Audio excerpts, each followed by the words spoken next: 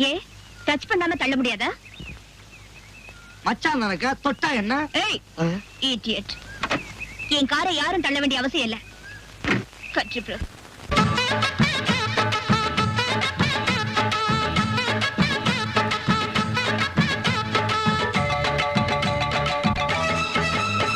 நம்ம கடவீதி கலகலக்கும் என் அக்கா மக அவ நடந்து வந்தா நம்ம பஸ் ஸ்டாண்டு பளபள பழக்கும் ஒரு பச்சை கிளி அது பறந்து வந்தா அப்படி சொல்ல பின்னி முடிச்ச அவ ரெட்ட சடையும் நல்ல எட்டு எடுத்து அவ வச்ச நடையும் குண்டில் ஒண்ணு போட்டத போல் சுண்டி சுண்டி வந்து இழுக்கும் கடவீதி